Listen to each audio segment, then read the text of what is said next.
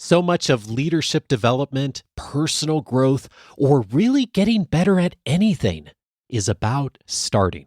My guest on this episode is 102 years old, and she knows a lot about the importance of movement and where to begin. This is Coaching for Leaders, episode 631. Produced by Innovate Learning, maximizing human potential. Greetings to you from Orange County, California. This is Coaching for Leaders, and I'm your host, Dave Stachowiak. Leaders aren't born, they're made. And this weekly show helps you discover leadership wisdom through insightful conversations. The word that I know many of our Academy members hear me say all the time, and probably some people are tired of hearing me say, is the word movement. I'm always inviting our members to get moving, on trying new things, on moving in their professional development, their leadership, and also in their lives.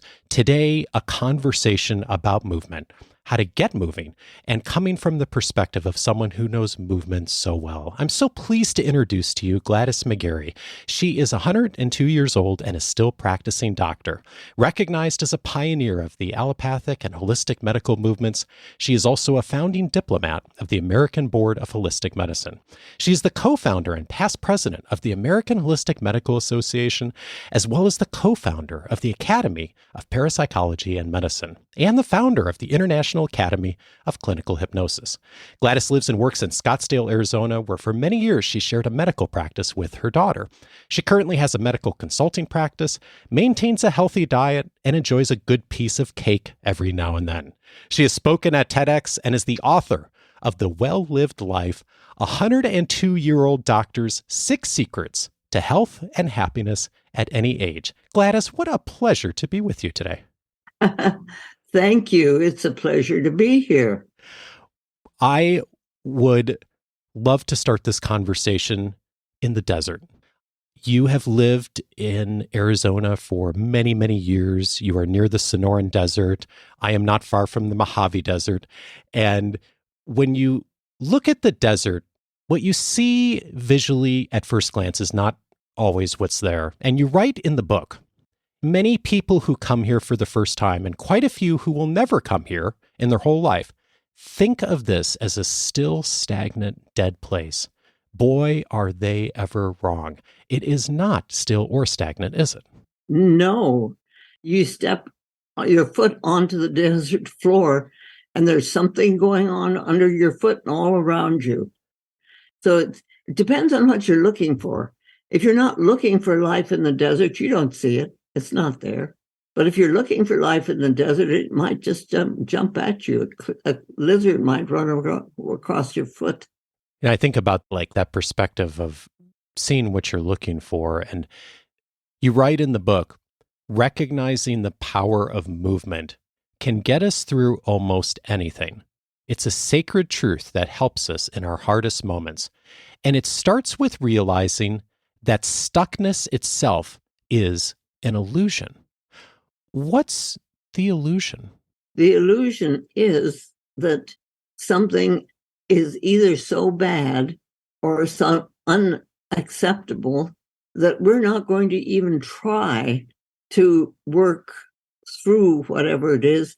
And I don't think that the whole statement that we hear often is that, well, if you've got a problem, just get over it.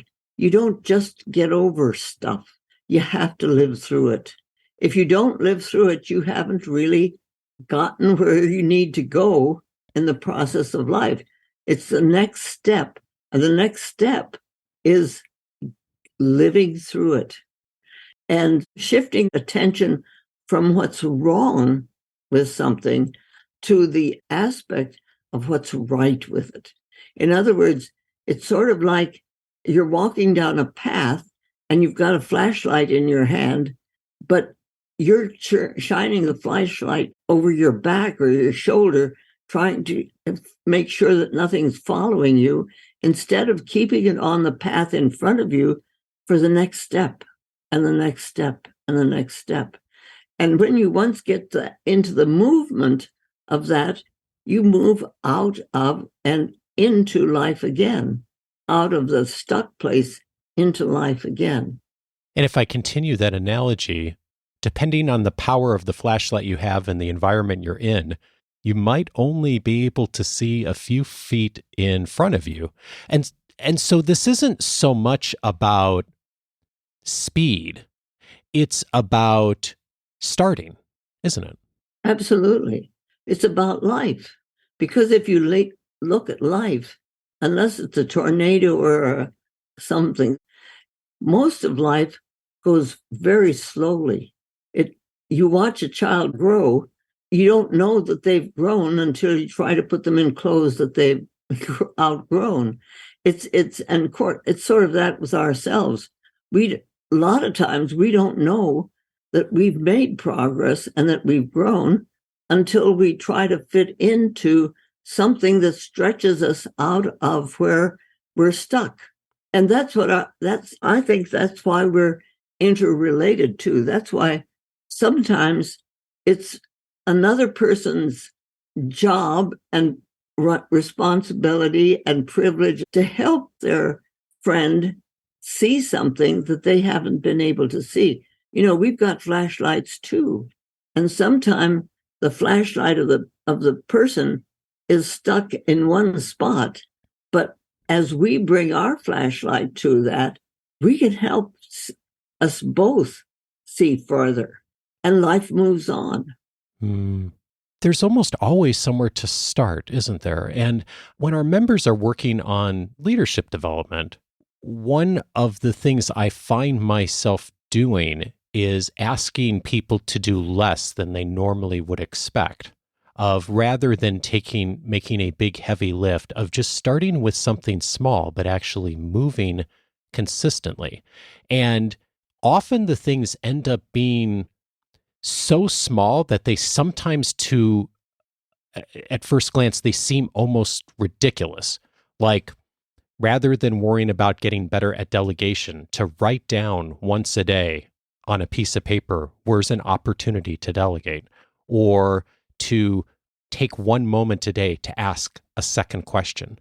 And it's interesting, like, even though it seems really small and insignificant, by just starting to move and by creating momentum, that the overall distance that we go is then more substantial over time. And I sense a bit of that in your work as well, too, that it's not we're trying to do everything in one moment or in one conversation, but it's the starting, it's creating the momentum that helps us to move. It's important to really get someplace along the line. There is something that has gotten us stuck, and we just don't know what to do about it.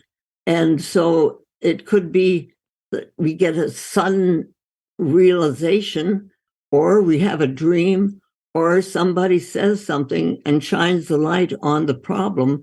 But someplace along the line, we get a glimmer of light on it, and then later on a little bit more and a little bit more. It's like when I started school, life got really hard for me because I didn't know what was wrong. But I'm still, to this point, severely dyslexic. When I started trying to read, nothing made any sense. The words went all over the page. I couldn't add, I couldn't subtract. So I flunked first grade and had to repeat that. And I was the class dummy and all of that. It was a very hard 2 years in school. And it wasn't until I was 93 that I reclaimed my voice, because I didn't think at this core level of myself, I didn't really think that the words that I was writing and the things I was talking about and all of that, I really didn't think that they were worth anything. I was 93 when I woke up one morning and realized that in doubting what I was saying to myself, I was negating what I was saying to others. And I didn't know why this was. I know now It's what you call some kind of a deep-seated scar that you don't even recognize because it hurts so bad that you don't really recognize it. But the way that happened is because through the years, I learned to pay attention to my dreams. My dreams have been very important in guiding me to be able to work with the things that I needed to do. So this one morning, I woke up I was singing and laughing at the same time. And you know how in a dream you can be in the dream and still waking up. And it was in that in-between stage. I saw myself as 9-year-old Gladys out in the jungles of North India. And I was peeking out the tent door, making sure that my younger brother wasn't out there, because if he was, he would tattle on me because I knew I was going to do something I was going to be in trouble for. And that was that on Sunday mornings, we weren't allowed to sing anything except if it was a hymn or an Indian bhajan. Well, I thought as a 9-year-old that was stupid, and I wanted to sing anything I wanted to sing. So nobody was around to see me. And quick as a flash, I ran up the mango tree as fast as I could. And I was sitting up in the top of the tree and I was singing. I mean, I was singing the Caterpillar song and I was singing any old thing that came into my head. But every so often I got to thinking, oh, well, I don't know. And I looked over my right shoulder and there in the tree, Jesus was sitting up there with me. And I looked at him and I said, Jesus loves the little children, doesn't he? And he's laughing. And he says, yes. And so I go back to my singing, but then I start doubting again. And I look over my shoulder and I say, I'm still a little children, right? And he says, yes. And so I go back to my singing. And that's when I woke up with the realization that all these years I had a voice and the voice needed to be heard. And I'd better stop this foolishness of thinking that my voice couldn't be heard. And it changed things. And that's why this book came about, because this book is the essence of what it is that all these years I've been trying to say. There's a chapter in the book that's titled, Look for the Trickle Around the Dam. And I think about the story you just shared about your dream. And in a way, a trickle. I think most of us would have a dream and we wouldn't maybe think much about it. Tell me about the process of looking for a trickle and what's important about it. Well, if you're not looking for something, I chose the trickle because it's constantly moving, even if it looks like it's not. And that's a tricky thing. If life is moving, which it is always, if it's still alive, if it's still moving and you're part of it, then where is it? Where can I see that? You know, what attracts me and calls me to it? And the thought of how that trickle of water looks like it's not doing anything, but you look at and you know that it is. You know what it's doing in spite of the fact that it doesn't look like it or it doesn't feel like it. It's the reality of knowing something that at that point in time seems like it's not moving, but in reality it is. And when you do that, you can see how that movement carries on downstream, how the rest of the river wouldn't be able to do anything if that trickle wasn't going on. It's the starting point, isn't it? That's right. When you're stuck, you're stuck. And if you don't know how to get started again, it's very difficult. Fortunately, life frequently steps in and gets us going again. But if we're not looking for it, sometimes it doesn't, and we remain stuck. How do you find the trickle? Looking for it, knowing that it's there, knowing something like a trickle is available to all of us all the time. It's not just there sometimes, it's there all the time. And so if we're looking for it, we find it. If we're not looking for it, you just don't find it unless you have a good friend and shows it to you. And at that point, you're ready to listen to what the good friend has to say, or you have a dream that shows it to you, and you've been paying attention to your dreams, and that shows you what you've been looking for. But unless you're looking for the light, you're in the darkness, and you're like constantly looking back over your shoulder to what goes wrong, or what has gone wrong, or what do you think isn't there? As you were saying that about a friend showing it to you, I was thinking, just an hour ago, I was talking to my friend Scott. We talk almost every morning of the work week, and we get on the line and we talk about what we'll do today. And we usually identify 2 or 3 things for each of us. And then the next day, we talk about what yesterday was like and then what we're going to do today. And we both said this morning, well, I got halfway done with one of the things I said I was going to do yesterday. And Scott said, it's interesting how when I finish something, I feel great about it. But when I only get halfway, even when it's something that was really important and really good work, I feel less fulfilled. And he said, I'd love to get to the point where I just begin something that's really important and I feel just as fulfilled as when I finish it. And I think about that in the context of what you just said, Gladys, that so often, at least for me, I think about movement and progress as the dam coming down, right? The thing that's most apparent.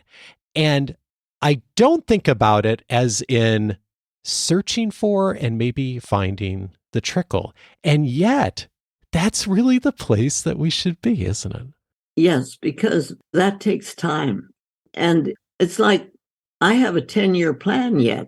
And the 10-year plan is to create a village for living medicine, where life and love are the center of the movement and action in that village. And this is a dream I've had for, I can't tell you how many years. And how many times I've thought, oh, we're here, this is what's going to work. And my kids have called them, those are my almosts. I've almost gotten it, and then something happens. And then you go on and you say, okay, well, that didn't work. Okay, almost, and you work and you do years of work, but I'm still in the process. Yeah, indeed. And I'm wondering, as you mentioned, this is a struggle like that is a challenge for all of us. You've clearly found something that works to continually come back to finding the trickle, to starting the movement. What have you found for yourself that helps you to put your attention on the trickle, on the movement, and not get too caught up in the big outcome? The joy of what has actually been done. Even if we didn't accomplish the whole scope of what my vision is, we got things done, like the American Holistic Medical Association. When we started working on that, it was because a group of us realized that medicine, conventional medicine, was working and knew a lot about the body and was learning a lot about the mind, but it hadn't paid any attention to life force and the spirit of what it was that we were working with, and that whole essence of what we were trying to do with healing was essential to the actual healing. And so the group of us started the American Holistic Medical Association. And that was about the time that my eldest son, who was just ready to start his practice in orthopedics in Del Rio, Texas, came through Phoenix. And he said to me, Mom, I'm real scared. I'm going into the world. I'm going to have people's lives in my hands. I don't know if I can handle that. And I said, well, Carl, if you think you're the one that does the healing, you have a right to be scared. But if you can understand that it's your job to do this amazing work that you've been taught to do to the best of your ability, and then support the physician within that patient to do their own healing. Because until that patient takes the responsibility for healing their own process, you really do have something to be afraid of. But if you can actually turn that over and lovingly support that patient physician within them, because that's the person now who has become your colleague.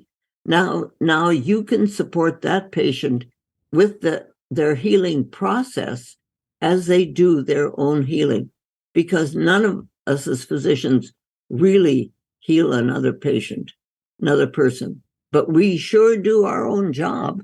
And when we do it well and do it lovingly and understand our job moving with the life of that patient as they're looking for it, we can support them and they do their healing. Yeah, it's so much about the start and not the finish. The physician comes aside as a partner, as a catalyst to help begin. And that's so key, is the start, the movement. Right. And as I think about that, I was really struck by a passage you wrote at the end of the book. And you say, I'm pleased to tell you that the most recent few years of my life have been absolutely marvelous. My family has grown. I've come to learn more about myself, and I'm not finished yet. In fact, I wake up with the same prayer I have every morning. Okay, what are we going to learn today? And I read that and I thought, well, it's so interesting because, of course, we're all learning and growing. And a similar question for you, Gladys. What's something that you've changed your mind on? Oh, there are a lot of things I've changed my mind on. When I started in the practice of medicine, I was helping mothers birth their babies with using what was called twilight sleep, which made them totally unconscious so that they could not begin to push their babies out. And I was really good at using forceps. I was trained to use forceps. I could help a mother with an after-coming head, and we were doing the best we knew how.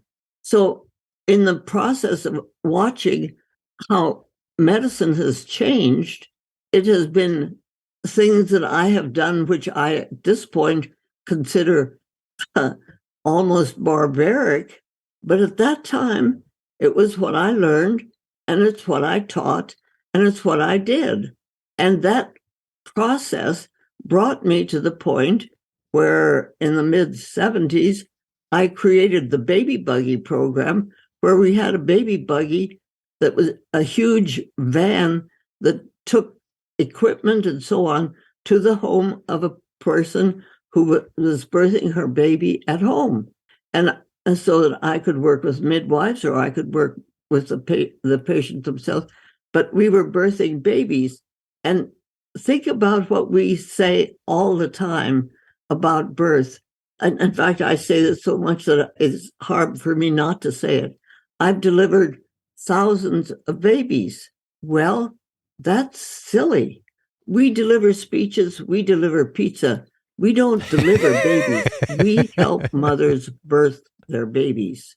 Mm. And when we don't recognize that, then, what are we doing? We've taken the power away from a woman.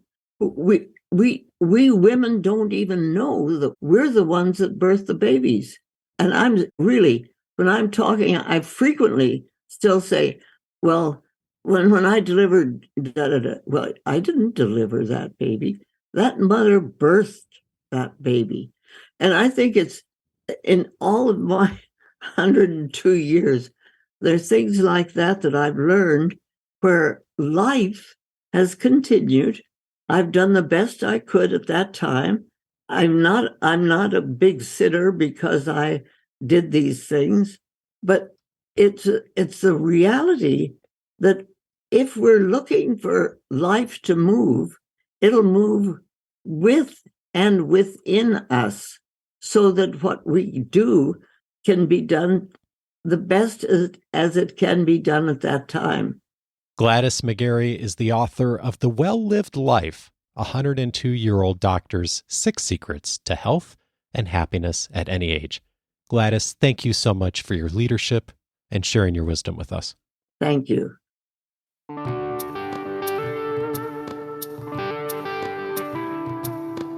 If this conversation was helpful to you, several related episodes I'd recommend. One of them is episode 232, How to Tame Your Inner Critic. Tara Moore was my guest on that episode. We talked about one of the things that tends to get us all stuck and prevents us from movement, which is that voice inside our heads that doesn't ever seem to want us to move forward. We talked in that conversation about how to make peace with that inner critic, how to talk with the inner critic, and how to move forward in spite of it. Episode 232 for that. Also recommended is episode 488, Leadership Means You Go First. Keith Ferrazzi was my guest on that episode. Keith and I talked about the reality that if you're in the leadership role, folks are going to be looking to you to take the first step, to be the person that's the catalyst for that movement. You heard that echoed in the conversation with Gladys today of the physician being the person who's the catalyst to start the healing, ultimately up to the patient, of course. But it begins with that first step. Episode 488, a good inspiration for all of us. And then finally, I recommend episode 562, How to Make Progress When Starting Something New. Michael Bungay Stanier was my guest on that episode, author of The Coaching Habit and his more recent book, How to Begin. We talked about what's the best way to make progress. How do you start? Once you start, what do you need to do in order to change direction as you go? A great compliment to this conversation, episode 562 for that. All of those episodes you can find on the coachingforleaders.com website. If you have not done it before, I'm inviting you to to set up your free membership at coachingforleaders.com. When you do, it's going to give you access to the entire library of benefits inside of the website, including the ability to search for every past episode by topic. We've had many episodes over the years on personal leadership, the topic of this conversation today, because leadership is not about us, but it does start with us taking the first step, as I mentioned a moment ago. You can track down all of the past episodes we've had on personal leadership, plus any topic that's top of mind for you right now. Inside your organization, where you're thinking right now, how you're supporting others, utilize the episode library. It is one of many benefits inside of the free membership. And if you've been inside the free membership and utilizing it for a bit, you may be looking for a bit more. Check out Coaching for Leaders Plus. It is the next step on how to really move forward with a little bit more acceleration and direction to support you. One of the ways I support you in Coaching for Leaders Plus is giving you access to recordings of our monthly expert chat events. I invite a guest expert to chat with a number of our members live every month. We do a Q&A. We talk about their work and we talk about it in the context of what's happening for our members and listeners right now. And we share those recordings each month with our Coaching for Leaders Plus members, plus access to all the past recordings from the last several years. All of that included with Coaching for Leaders Plus. If you'd like to find out more, just go to coachingforleaders.plus. Next Monday, I'm glad to welcome Seth Godin back to the show. He's going to be returning to the podcast to discuss moving towards meetings of significance. Join me for that conversation with Seth, and I hope you have a wonderful week. Take care.